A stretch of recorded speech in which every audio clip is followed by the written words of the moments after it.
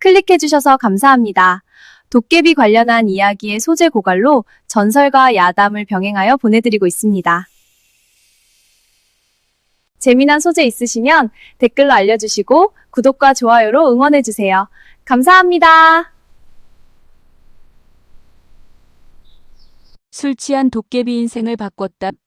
폭풍 우치는 한밤중 다 쓰러져가는 오두막 문을 두드린 것은 사람이 아니었습니다.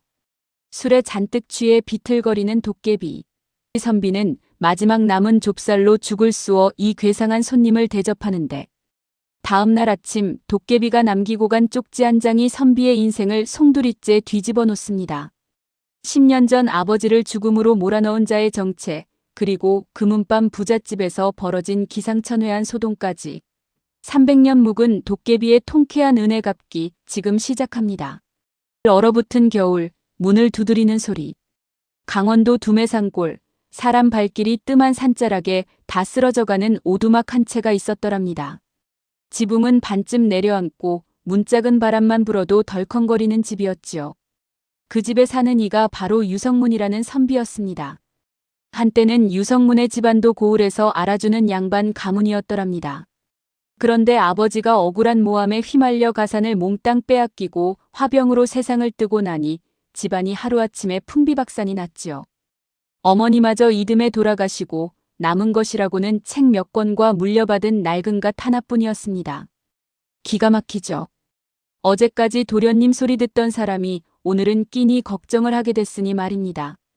그를 이 지경으로 만든 사람은 같은 고을에 사는 최부자였습니다. 유성문의 아버지와는 오랜 직이었는데 어느 날 갑자기 가짜 차용증을 들이밀며 빚을 갚으라고 관가에 고발을 한 겁니다.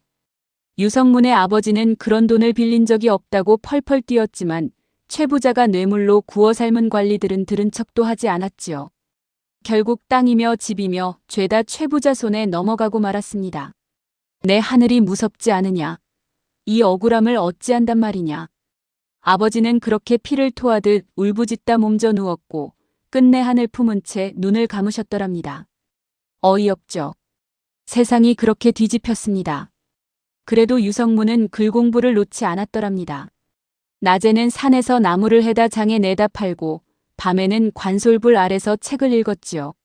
마을 사람들은 그런 글을 보고 혀를 찼습니다. 저 유선비 좀 보게. 배는 고르면서 책은 무슨 책이야. 양반 체면이 밥 먹여주나. 차라리 남의 집 머슴이라도 살지. 수군거리는 소리가 담을 넘어 들려와도 유성문은 허허 웃고 말았더랍니다. 가난은 부끄러운 것이 아니다. 마음이 가난해지는 것이 부끄러운 것이지. 그렇게 스스로를 다독이며 하루하루를 버텼지요. 하지만 그의 겨울은 유난히 혹독했습니다. 눈이 어찌나 많이 왔는지 장에 나갈 길이 막혀버렸고 나무를 팔지 못하니 쌀한 톨 살 돈이 없었지요. 항아리 바닥을 박박 긁어보리 한 줌으로 멀건 죽을 쑤어 먹은 것이 벌써 사흘 전이었습니다. 배에서는 쉴 새 없이 꼬르륵 소리가 났습니다. 손끝은 얼어서 감각이 없고 방바닥은 냉골이라 이불을 뒤집었어도 이가 딱딱 부딪혔지요. 마을에 내려가 쌀 한 대빵만 구워달라 청해볼까 하는 생각도 들었습니다. 하지만 이내 고개를 저었지요. 최부자의 눈밖에 날까 두려워 마을 사람 누구도 유성문네와 엮이려 하지 않는다는 걸 잘 알고 있었으니까요. 지난 가을에도 이웃 김노인이 몰래 감자 몇 알을 건네주다 최부자네 마름에게 들켜 곤욕을 치른 일이 있었습니다. 유선비, 미안하이. 우리도 그 집 소작 부쳐 먹고 사는 처지라. 김노인이 미안해 어쩔 줄 몰라 하던 그 얼굴이 지금도 눈에 선했지요. 유성문은 그 뒤로 다시는 마을에 손을 내밀지 않았습니다. 이러다 정말 얼어 죽든지 굶어 죽든지 하겠구나. 유성문은 씁쓸하게 웃었습니다. 그래도 이상하게 원망하는 마음은 들지 않았더랍니다. 다만 돌아가신 부모님 생각에 눈시울이 뜨거워질 뿐이었지요. 아버님, 어머님. 소자가 못나서 집안을 일으키기는커녕 이 모양 이 꼴로 삽니다. 부디 저승에서나마 편히 계십시오. 혼잣말을 하며 유성문은 마지막 남은 관솔에 불을 붙였습니다. 어차피 잠도 오지 않는 밤 책이라도 읽자는 생각이었지요. 그런데 그날 밤이었습니다. 멀쩡하던 하늘이 갑자기 시커멓게 변하더니 난데없이 비바람이 몰아치기 시작했습니다. 한겨울에 웬 비인가 싶은데 그 비가 또 보통 비가 아니었지요. 하늘에 구멍이라도 뚫린 듯 장대비가 쏟아지고 바람은 산이 통째로 흔들릴 만큼 사납게 울부짖었습니다. 우르릉 쾅. 천둥 소리에 오두막이 들썩거렸습니다.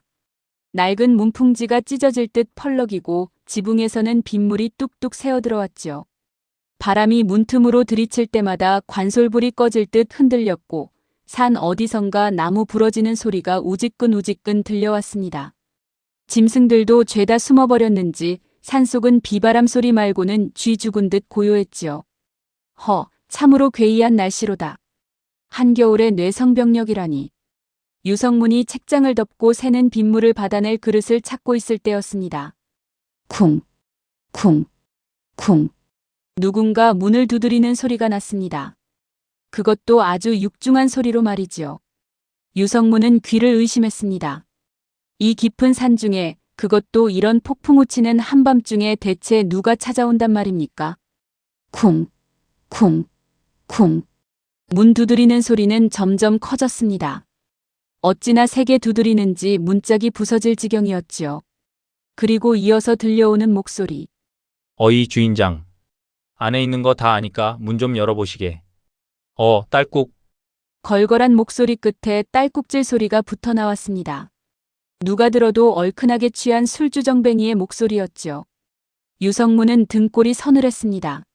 산속 외딴집에 한밤중 불청객이라니 산적인지 도적인지 알게 뭡니까?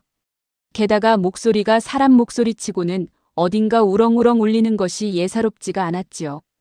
문고리를 잡은 손이 저절로 움츠러들었습니다. 열어야 하나 말아야 하나. 가진 것도 없는 집이니 도둑이라면 오히려 헛걸음일 테지만 만에 하나 험한 자라면 목숨이 위태로울 수도 있는 노릇이었습니다. 하지만 이내 고개를 저었습니다. 아니다. 이 폭풍우에 밖에 있다가는 얼어 죽기 십상이다. 사람 목숨이 달렸는데 문을 걸어 잠그는 것이 어찌 선비의 도리이겠는가. 유성문은 심호흡을 한번 하고 문고리를 잡았습니다.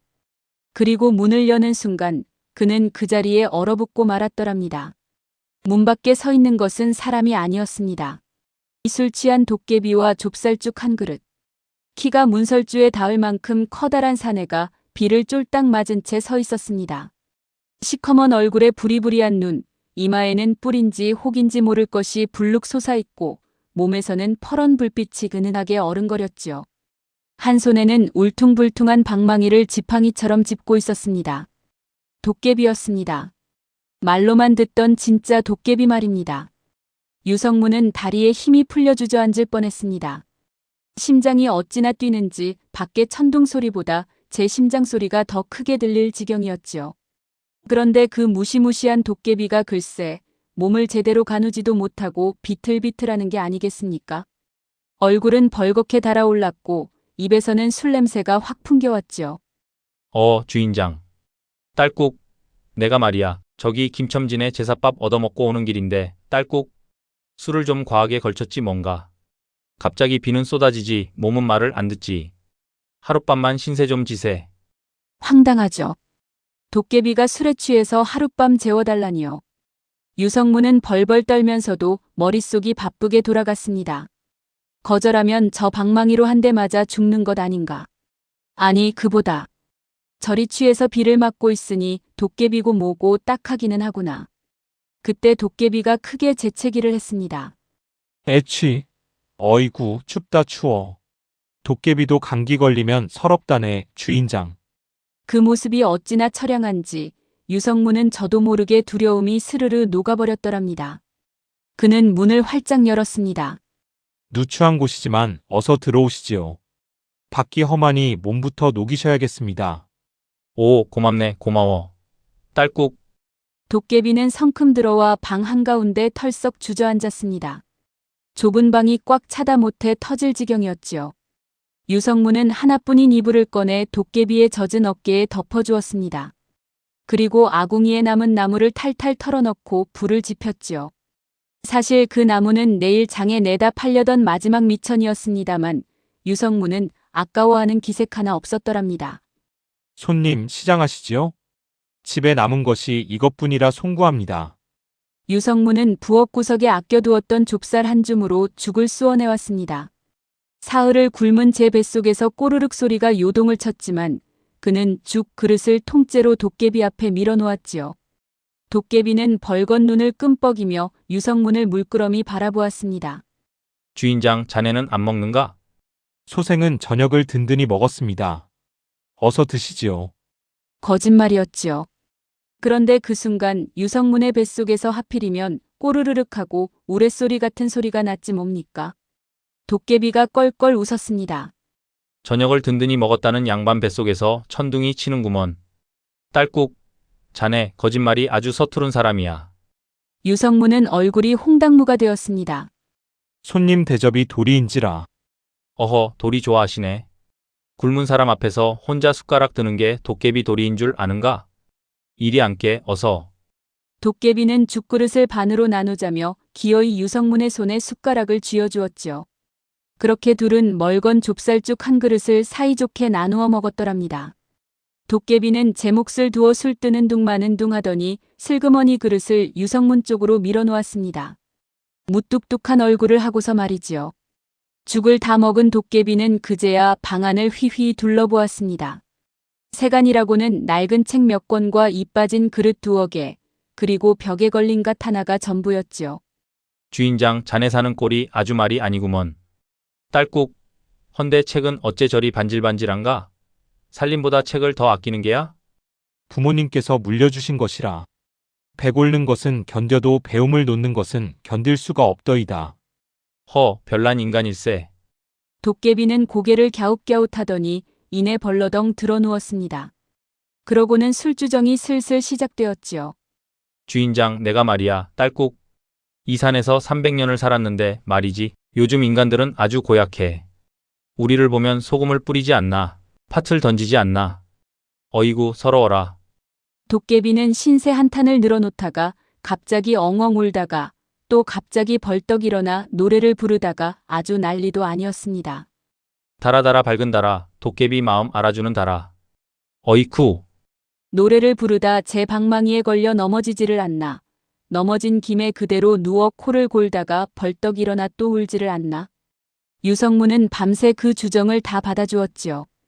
등도 두드려주고 맞장구도 쳐주고 물도 떠다주면서 말입니다. 그러셨습니까? 참으로 고생이 많으셨겠습니다. 흑흑, 그렇지? 서럽지? 지난 봄에는 말이야, 딸꾹. 내가 물에 빠진 아이를 건져줬는데 그 어미가 고맙다는 말은 커녕 도깨비 봤다고 무당을 불러다 구슬했다니까. 사흘 밤낮을 꽹과리 소리에 아주 귀청이 떨어지는 줄 알았네. 저런.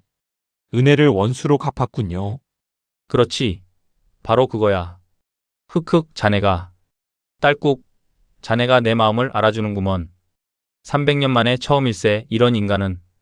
새벽달기 울 무렵에야 도깨비는 유성문의 무릎을 베고 드르렁드르렁 코를 골며 잠이 들었습니다. 그 코 고는 소리가 어찌나 우렁찬지 천장에서 먼지가 풀풀 떨어질 지경이었지요. 유성문은 다리가 저려 죽을 지경이었지만 곤히 자는 손님이 깰까봐 꼼짝도 하지 않았더랍니다. 오히려 이불이 흘러내리자 살며시 끌어다 도깨비의 어깨까지 덮어주었지요. 허허, 도깨비 손님이라. 내 평생 이런 밤이 또 있을까. 그렇게 유성문도 앉은 채로 깜빡 잠이 들었지요. 그리고 아침에 눈을 떴을 때 방 안에는 아무도 없었습니다. 보름달 아래의 약조. 도깨비는 온데간데 없이 사라지고 간밤의 일이 꿈이었나 싶을 만큼 방 안은 고요했습니다. 꿈이었나. 하기야 도깨비가 술에 취해 찾아오다니 말이 안 되는 일이지.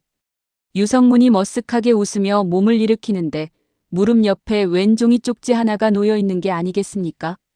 삐뚤빼뚤한 글씨로 이렇게 적혀 있었지요. 간밤 신세에 있지 않겠네. 사흘 뒤 보름달 뜨는 밤, 뒷산 늙은 소나무 아래로 오시게. 술 깬 도깨비가. 유성문은 쪽지를 몇 번이고 다시 읽었습니다. 꿈이 아니었던 겁니다.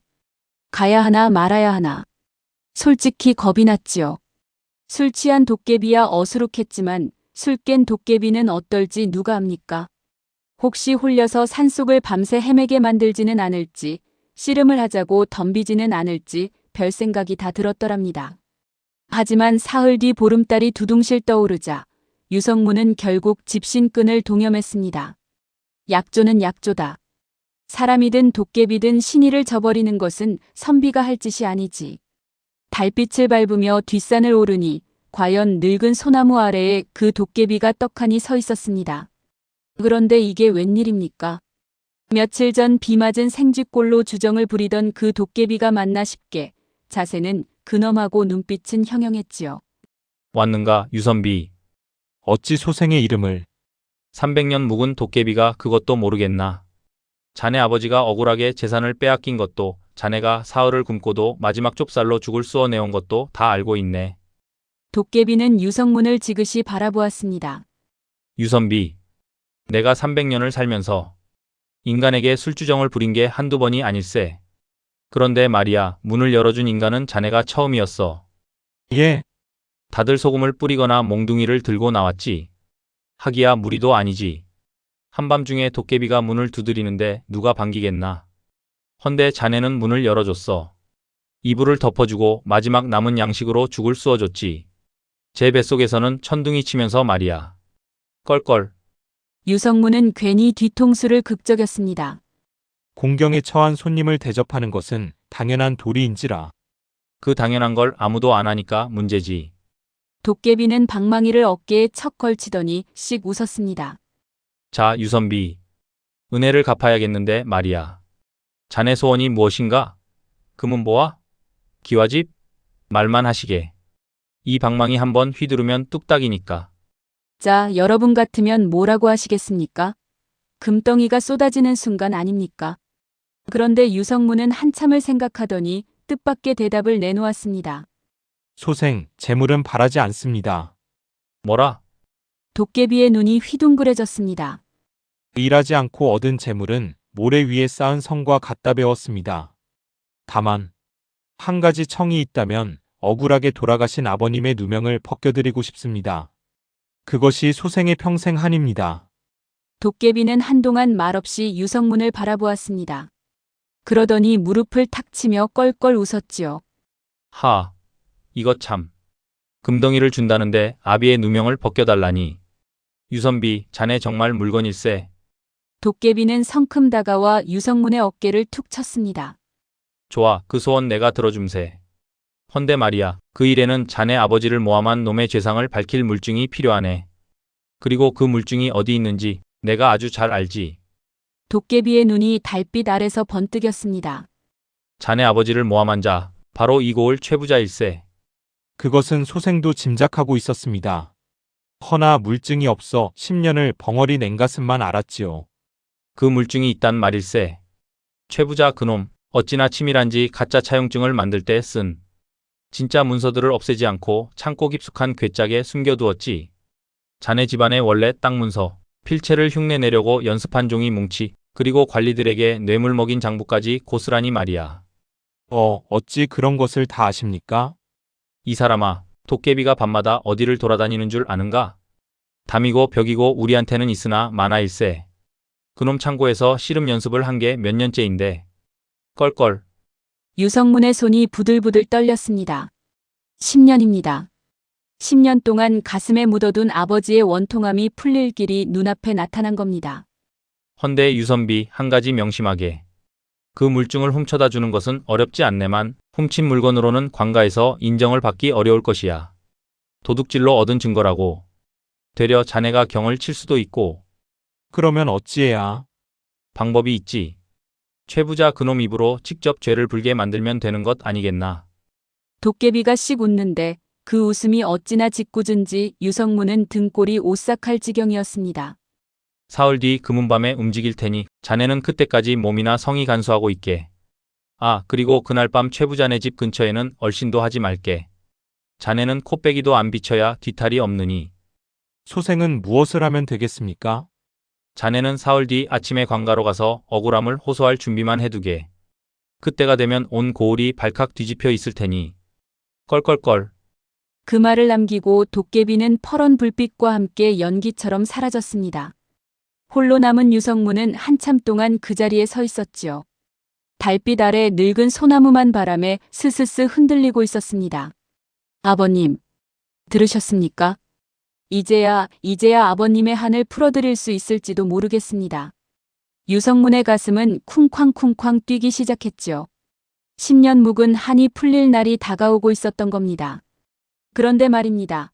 그 금은밤에 최 부자네 집에서 벌어진 일은 유성문이 상상한 것보다 100배는 더 요란했더랍니다. 최 부자네 대소동. 드디어 금은밤이 되었습니다. 달도 없는 캄캄한 밤, 고을에서 제일 으리으리한 최 부자네 기와집은 일찌감치 불이 꺼지고 고요했지요. 최 부자는 그날도 저녁상에 고기 반찬을 산더미처럼 올려놓고 배를 두드리며 먹었더랍니다. 남의 피눈물로 쌓은 재산이건만 10년이 지나니 양심의 가책이란 것도 무뎌질 대로 무뎌졌지요. 육아놈 아들이 아직도 산속에서 빌어먹고 산다지. 양반 임내하고 버티는 꼴이라니 어리석은 놈. 그렇게 코웃음을 치며 비단 이불 속에 들어가 코를 골며 자고 있었습니다. 그런데 자정 무렵 어디선가 이상한 소리가 들려오기 시작했습니다. 덜그럭, 덜그럭. 뭐야? 최 부자가 눈을 번쩍 떴습니다. 소리는 창고 쪽에서 나고 있었지요. 도둑인가 싶어 하인들을 깨우려고 몸을 일으키는데 이상하게 목소리가 나오지 않았습니다. 몸도 천근만근 무거워 손가락 하나 까딱할 수 없었지요.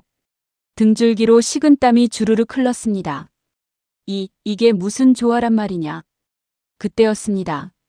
방문이 저절로 스르륵 열리는 게 아니겠습니까? 그리고 방 안으로 퍼런 불덩이 하나가 두둥실 떠들어왔습니다. 으악, 귀신이다. 최 부자가 이불을 뒤집어 쓰고 벌벌 떠는데 불덩이 속에서 우렁우렁한 목소리가 울려 퍼졌습니다. 최가 놈은 들어라. 이불이 휙 하고 저절로 벗겨졌습니다. 최 부자가 부들부들 떨며 고개를 드니 시커먼 얼굴에 뿔이 솟은 거대한 형체가 방 한가운데 떡하니 버티고 서 있었지요. 바로 그 도깨비였습니다. 네 이놈. 나는 이산의 산신령을 모시는 사자니라. 내 놈의 죄가 하늘에 닿아 저승의 명부에 올랐으니 오늘 밤 내 놈을 잡으러 왔노라. 살려주십시오. 소인이 무슨 죄가 있다고? 무슨 죄냐고? 이런 뻔뻔한 놈을 봤나? 도깨비가 방망이로 방바닥을 쾅 내리치자 온 집이 지진난 듯 흔들렸습니다. 문갑 위에 백자 항아리가 대구르르 굴러떨어지고 벽에 걸린 족자가 후두득 떨어졌지요. 최 부자는 아이고 소리도 못 내고 방구석으로 기어 들어갔습니다. 10년 전 내 놈이 유진사에게 무슨 짓을 했느냐? 가짜 차용증을 만들어 남의 재산을 통째로 집어삼키고 그 사람을 화병으로 죽게 만들지 않았느냐? 최 부자의 얼굴이 백지장처럼 하얗게 질렸습니다. 어떻게 그걸? 소인은 모르는 일입니다. 차용증은 진짜였습니다. 이 와중에도 거짓말이 나옵니까? 간이 배 밖으로 나온 놈이지요. 그러자 도깨비가 껄껄 웃더니 손가락을 튕겼습니다. 그 순간 창고 쪽에서 괴짝 하나가 방문을 뚫고 둥실둥실 날아들어와 최 부자 앞에 쿵 하고 떨어졌지요. 뚜껑이 저절로 열리며 그 안에 문서들이 와르르 쏟아졌습니다. 이래도 모른다 할 테냐. 여기 유진산에 진짜 땅 문서가 있고 내 놈이 필체를 흉내내며 연습한 종이가 있고 관리 놈들에게 뇌물 먹인 장부까지 있는데. 도깨비가 문서 한 장을 집어 최 부자의 코앞에 들이밀었습니다. 틀림없는 유진산의 땅 문서였지요. 10년 전 창고 제일 깊숙한 곳에 처박아 두고 자물쇠를 3개나 채워둔 그 괴짝 속 문서 말입니다. 최 부자는 그 자리에서 오줌을 지릴 뻔했습니다. 세상에 그 괴짝이 제 발로 날아오다니요. 귀신이다. 진짜 귀신이 붙었구나. 하늘이 다 보고 계셨던 게야. 살려주십시오. 제발. 살고 싶으냐? 예. 무엇이든 하겠습니다. 그렇다면 날이 밝는 대로 관가로 가서 내 죄를 낱낱이 자백하거라. 유진산의 재산을 모두 돌려주고 죽은 이의 명예를 회복시켜라. 그리하면 목숨만은 부지할 것이다. 하지만 그리하면 소인은 패가 망신을? 최 부자가 우물쭈물하자 도깨비의 눈에서 시퍼런 불꽃이 일었습니다. 뭐라? 이놈이 아직도 정신을 못 차렸구나. 좋다. 그럼 지금 당장 저승으로 가자꾸나. 도깨비가 최 부자의 상투를 덥석 잡아 번쩍 들어올렸습니다. 최 부자의 몸이 붕 뜨더니 천장에 머리가 닿을 지경이 되었지요. 으악. 하겠습니다. 자백하겠습니다. 다 돌려주겠습니다. 맹세합니다. 산신령님 앞에 맹세하느냐? 맹세합니다. 100번 1000번 맹세합니다. 재산이고 뭐고 다 필요 없으니 목숨만 살려주십시오. 그제야 도깨비는 최 부자를 방바닥에 내려놓았습니다. 최 부자는 다리에 힘이 풀려 그대로 주저앉았지요. 명심하거라. 만약 날이 밝은 뒤 딴 마음을 먹는다면 그때는 내 놈 집 기와장 한 장, 숟가락 한 벌 남기지 않고 모조리 부숴버릴 것이며 내 놈은 산채로 저승 구경을 하게 될 것이다. 말이 끝나기가 무섭게 도깨비는 퍼런 불빛과 함께 사라졌습니다. 최 부자는 그 자리에 털썩 주저앉아 벌벌 떨며 밤을 꼬박 새웠지요. 한편 그 시각 온 집안의 하인들도 난리가 났더랍니다. 마당의 장독대가 저절로 빙글빙글 돌지를 않나, 부엌의 솥뚜껑이 덩실덩실 춤을 추지를 않나, 헛간의 지게가 벌떡 일어나 마당을 걸어 다니지를 않나. 도깨비 친구들이 몰려와 밤새 잔치를 벌인 겁니다. 에구머니나. 저기 빗자루가 날아다녀요. 물러가라. 물러가라. 아이고, 소금 어디 있느냐, 소금. 하인들이 소금을 뿌려대자 어둠 속에서 껄껄껄 웃는 소리만 메아리쳤지요. 대박이죠. 300년 묵은 도깨비들에게 소금 몇 줌이 통할 리가 있겠습니까? 최 부자네 집은 그야말로 발칵 뒤집혔고 그 소동은 새벽달기 울고서야 잠잠해졌더랍니다. 날이 밝자 최 부자는 밤새 한숨도 못 잔 퀭한 눈으로 괴짝을 끌어안았습니다. 도깨비의 마지막 말이 귓가에 쟁쟁했지요. 딴 마음을 먹는 순간 산채로 저승 구경을 시켜주겠다던 그 말입니다. 10년 만에 밝혀진 진실. 날이 밝았습니다. 고을 사람들은 아침부터 기이한 광경을 목격했지요. 그 거만하던 최 부자가 산발한 머리로 맨발로 관가를 향해 달려가고 있었던 겁니다. 품에는 웬 괴짝까지 끌어안고 말이지요. 사또, 소인이 죽을 죄를 지었습니다. 최 부자는 동원 마당에 괴짝을 내려놓고 넙죽 엎드렸습니다. 그러고는 10년 전의 일을 낱낱이 자백하기 시작했지요. 가짜 차용증을 만든 일, 관리들에게 뇌물을 먹인 일, 유진사의 재산을 가로챈 일까지 하나도 빠짐없이 말입니다. 소인이 유진사의 필체를 6달 동안 연습해 차용증을 위조했고 당시 이방과 형방에게 각각 논 10마지기씩을 찔러주었습니다. 여기 그 장부가 다 있사옵니다. 흑흑, 소인이 죽일 놈입니다. 사또는 물론이고 육방 관속들까지 죄다 입이 떡 벌어졌습니다. 구경 나온 고을 사람들도 웅성웅성 난리가 났지요. 아니, 저 최 부자가 미쳤나? 제 발로 와서 제 죄를 불고 있자는가? 아니, 최 부자. 갑자기 이게 무슨 일인가? 산신령님께서 자백하지 않으면 소인을 저승으로 끌고 가신다 하여. 마침 그 자리에는 새로 부임한 지 얼마 안 된 사또가 있었습니다. 전임 사또와 달리 강직하기로 소문난 분이었지요. 사또는 괴짝 속 문서들을 꼼꼼히 살펴보더니 무릎을 쳤습니다. 이런 천인공노할 일이 있나? 문서가 이리 명백하니 빼도 박도 못하겠구나. 위조 연습을 한 종이만 수십 장에 뇌물 장부에는 날짜와 액수까지 낱낱이 적혀 있지 않은가? 여봐라. 당장 유진사의 아들을 불러오너라.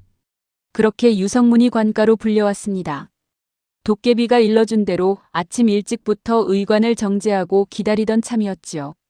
낡았지만 정갈하게 손질한 도포에 아버지가 물려주신 갓을 쓰고 동원에 들어서는 그 모습이 어찌나 의젓한지 구경꾼들 사이에서 탄성이 흘러나왔더랍니다. 동원 마당에서 유성문은 10년 만에 최 부자와 마주 섰습니다. 어제까지 고을을 쥐고 흔들던 최 부자는 고개도 들지 못했지요. 유선비, 내가 죽을 죄를 지었네. 자네 아버지에게. 흑흑. 유성문은 최 부자를 한참 내려다보았습니다. 원수입니다. 아버지를 죽음으로 몰고 어머니마저 잃게 하고 저를 10년 동안 거지꼴로 만든 원수 말입니다. 멱살이라도 잡고 흔들고 싶은 마음이 왜 없었겠습니까? 하지만 유성문은 조용히 입을 열었지요. 당신을 용서하는 것은 내 몫이 아니오. 돌아가신 아버님과 하늘의 몫이지. 나는 다만 법이 정한 대로 죗값을 받으시기를 바랄 뿐이오. 그 의연한 모습에 동원 마당이 숙연해졌더랍니다. 사또가 판결을 내렸습니다. 최가의 죄상이 명백하다. 가로챈 전답과 가옥을 모두 유씨 집안에 돌려주고 지난 10년간의 소출도 배상하라. 아울러 뇌물을 받은 관련자들도 모조리 잡아들여 엄히 다스릴 것이다. 그리고 돌아가신 유진사의 억울함은 관에서 공문을 내려 명예를 회복시켜드릴 것이다. 사또 성은이 망극하옵니다. 유성문은 그 자리에 엎드려 하염없이 눈물을 흘렸습니다. 10년입니다. 10년 만에 아버지의 누명이 벗겨진 겁니다. 사흘을 굶던 겨울밤에도 마을 사람들의 손가락질을 받을 때도 흘리지 않던 눈물이 툭 터진 듯 쏟아졌지요. 아버님 보고 계십니까? 아버님은 죄인이 아니셨습니다. 이제 온 고을이 다 알게 되었습니다. 소식은 삽시간에 온 고을에 퍼졌습니다. 우물가에서도 장터에서도 사랑방에서도 온통 그 이야기뿐이었지요. 글쎄, 최 부자가 유진사를 모함한 거였다네. 어쩐지 그 어른이 남의 돈을 떼먹을 분이 아니었지. 그나저나 최 부자는 왜 갑자기 자백을 했대? 밤에 산신령이 내려왔다지 뭔가. 그 집 하인들 말로는 장독대가 춤을 추고 지게가 걸어다녔다는구먼. 애구머니나 하늘이 무심하지 않으셨네. 죄짓고는 못 사는 법이야. 유성문이 되찾은 집으로 돌아가던 날 마을 사람들이 모두 길가에 나와 그를 맞이했습니다. 그동안 최 부자가 무서워 모른 척했던 것이 미안해서 다들 고개를 숙였지요. 어떤 이는 떡을 해왔고 어떤 이는 곶감 꾸러미를 들고 왔습니다. 유선비, 면목이 없네. 그동안 자네가 그리 고생하는 걸 보고도. 감자를 건네주다 곤욕을 치렀던 김노인이 눈물을 글썽이며 말했습니다. 유성문은 오히려 김노인의 손을 덥석 잡았지요. 별 말씀을요. 어르신께서 몰래 건네주신 감자 몇 알에 소생이 얼마나 큰 힘을 얻었는지 모르실 겁니다. 어려운 때일수록 작은 온정이 더 귀한 법이지요. 와, 이런 사람이니 도깨비가 반할만도 하지요. 되찾은 기와집은 10년 세월에 많이 낡아 있었지만 유성문에게는 세상 어느 대궐보다 귀한 집이었습니다. 아버지가 그를 가르쳐 주시던 사랑방, 어머니가 다듬이질 하시던 앞마당. 걸음걸음마다 그리운 기억이 묻어났지요. 유성문은 대청마루에 앉아 아버지의 위패 앞에 큰 절을 올렸습니다. 아버님, 어머님. 소자 이제야 돌아왔습니다. 두 분의 명예도 되찾았습니다. 부디 이제는 편히 눈 감으소서. 향불 연기가 하늘하늘 피어오르는데 그날따라 바람 한 점 없는 마당의 감나무 가지가 스스로 흔들리며 사락사락 소리를 냈더랍니다. 마치 누군가 잘했다고 어깨를 토닥여주는 것처럼 말이지요. 한편 최 부자는 재산을 다 토해내고도 죗값으로 곤장을 맞고 한동안 옥살이까지 했습니다. 풀려난 뒤로는 사람이 아주 달라져서 남은 재산을 털어 가난한 이들을 돕고 다녔다지요. 밤마다 도깨비가 찾아올까 무서워서 그랬다는 말도 있고 저승문턱까지 갔다 오니 정신이 번쩍 들었다는 말도 있습니다만 어쨌든 개과천선한 것만은 틀림없었더랍니다. 유근에는 돌고 도는 법. 세월이 흘러 이듬해 가을, 유성문은 과거에 급제했습니다. 10년 동안 배를 고르면서도 놓지 않았던 글공부가 마침내 빛을 본 것이지요. 고을에서는 큰 잔치가 벌어졌고 유성문의 이름은 인근 고을까지 자자하게 퍼졌습니다. 금이 환영하던 날 마을 어귀부터 사람들이 구름처럼 몰려나왔지요. 그 중에는 눈물을 훔치는 김노인도 있었습니다. 유진사 어른이 살아계셨다면 얼마나 좋아하셨을까. 그 아드님이 저리 훌륭하게 되셨으니 하늘에서도 춤을 추고 계실 게야. 와, 진짜 하늘이 무심하지 않죠. 거짓골로 산속을 헤매던 선비가 1년 만에 급제를 했으니 말입니다. 하지만 유성문은 조금도 변하지 않았더랍니다. 되찾은 재산의 절반을 뚝 떼어 마을에 서당을 세우고 가난한 집 아이들을 공짜로 가르쳤지요. 흉년이 들면 곡간을 열어 곡식을 나누었고 지나가는 나그네가 하룻밤 재워달라 청하면 신분이 높건 낮건 따뜻한 밥에 이부자리를 내주었습니다. 특히 유성문네 사랑방에는 별난 규칙이 하나 있었더랍니다.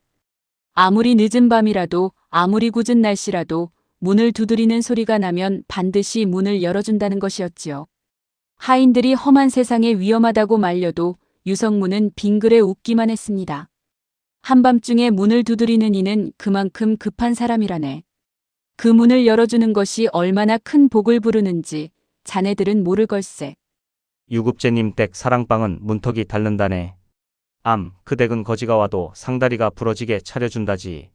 사람들은 그 후한 인심에 감탄했지만 유성문에게는 남모를 이유가 하나 있었지요. 그날 밤 내가 문을 열지 않았더라면 지금의 나는 없었을 테니까. 그러던 어느 가을밤이었습니다. 둥근 달이 휘영청 밝은 밤 유성문이 사랑방에서 책을 읽고 있는데 어디서 많이 듣던 소리가 들려왔습니다. 쿵, 쿵, 쿵. 주인장, 안에 있는 거 다 아니까 문 좀 열어보시게. 딸꾹.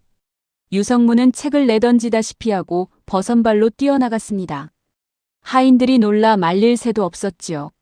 문을 활짝 여니 과연 그 도깨비가 얼큰하게 취한 얼굴로 씩 웃고 서 있었습니다. 1년 전 그 폭풍우 치던 밤과 똑같은 모습으로 말이지요. 아이고, 이게 누구십니까? 어서 오십시오. 껄껄. 지나던 길에 술 냄새가 하도 좋아서 들렀네. 딸꾹. 헌데 자네 집이 아주 좋아졌구먼. 모두 손님 덕분이지요. 자, 어서 안으로 드시지요. 오늘은 좁쌀죽이 아니라 제대로 대접하겠습니다. 그날 밤 유성문은 씨암탉을 잡고 제일 좋은 술을 내왔습니다. 둘은 밤새 술잔을 기울이며 회포를 풀었지요. 캬, 좋다. 김첨진의 제사술보다 100배는 낫구먼. 딸꾹. 입에 맞으신다니 다행입니다. 그때 좁쌀죽 반 그릇 대접한 것이 늘 마음에 걸렸지요. 이 사람아, 그 좁쌀죽이 내 300년 평생 먹어본 것 중에 제일 맛있었네. 음식 맛은 정성이 반이라 하지 않던가. 도깨비는 그동안의 이야기를 다 듣더니 흐뭇하게 웃었습니다. 서당을 세우고 곳간을 열었다. 역시 내 눈이 틀리지 않았어. 유선비, 아니 이제 유급제라 해야 하나? 껄껄. 한 가지 여쭙고 싶은 것이 있습니다. 그날 밤 어찌하여 하필 소생의 집 문을 두드리셨습니까? 산 아래 큰 기와집들을 다 두고 말입니다. 도깨비는 술잔을 쭉 비우더니 씩 웃었습니다. 이보게. 기와집 백채에 불이 켜져 있어도 지친 나그네가 두드릴 수 있는 문은 따로 있는 법일세. 자네 집 창호지에 비치던 그 관솔불 말이야. 300년을 살다 보면 안다네. 어느 불빛이 사람을 내치는 불빛이고 어느 불빛이 사람을 품는 불빛인지. 그리고 말이야, 딸꾹. 이건 비밀인데 사실 그날 나 그렇게까지 안 취했었네. 예, 껄껄껄. 300년 묵은 도깨비가 제사술 몇 잔에 골아떨어질 것 같은가? 소문을 들었지. 산속에 굶어 죽어가면서도 남을 원망할 줄 모르는 별난 선비가 산다고. 그래서 시험을 좀 해본 걸세. 헌데 자네 시험 점수가 너무 높아서 내가 다 미안하더구먼. 마지막 좁쌀까지 탈탈 털 줄이야 누가 알았나. 껄껄. 유성문도 그만 껄껄 웃고 말았습니다. 두 벗의 웃음소리가 달 밝은 밤하늘에 퍼져나갔지요. 사람과 도깨비의 인연이라니 세상에 이런 기막힌 우정이 또 어디 있겠습니까? 새벽 달기 울자 도깨비는 자리에서 일어났습니다. 유성문이 아쉬운 얼굴로 살인문까지 배웅을 나왔지요. 벌써 가십니까? 며칠 더 묵으셔도 좋을 텐데요. 도깨비가 한 곳에 오래 머물면 못 쓰는 법일세. 껄껄. 알고 있네. 그러니 내가 오는 것 아닌가. 도깨비는 살인문을 나서다 말고 뒤를 돌아보았습니다. 유급제 자네 같은 사람이 많아지면 도깨비들도 살맛이 날 텐데 말이야. 그 말을 남기고 도깨비는 새벽 안개 속으로 사라졌습니다. 그 뒤로도 도깨비는 해마다 가을이면 유성문의 집에 들러 술잔을 기울였고 유성문의 집안은 대대손손 번창했더랍니다. 그 후손들의 사랑방 문은 언제나 나그네에게 열려 있었고 집안에는 이런 가훈이 대대로 전해 내려왔다지요. 한밤중에 문 두드리는 소리를 귀찮아하지 말라. 복은 낯선 손님의 모습으로 찾아오느니라. 여러분, 복은 멀리 있는 것이 아니더랍니다. 한밤중에 문을 두드리는 소리, 그것이 화가 될지 복이 될지는 아무도 모르지요. 하지만 한 가지는 분명합니다. 따뜻한 마음으로 연문으로는 반드시 복이 들어온다는 것 말입니다. 오늘 이야기 어떠셨습니까? 굶어 죽어가면서도 마지막 좁쌀 한 줌을 손님에게 내어준 유선비의 마음이 결국 인생을 뒤집는 복이 되었지요. 베푼 온정은 반드시 돌아오고 죄 지은 자는 하늘이 잊지 않는 법입니다. 여러분의 문 앞에도 언젠가 복이 찾아와 두드릴지 모릅니다. 오늘 이야기가 마음에 드셨다면 구독과 좋아요 부탁드립니다. 다음 시간에도 더 재미있는 도깨비 이야기로 찾아뵙겠습니다. 늘 건강하시고 복 많이 받으세요.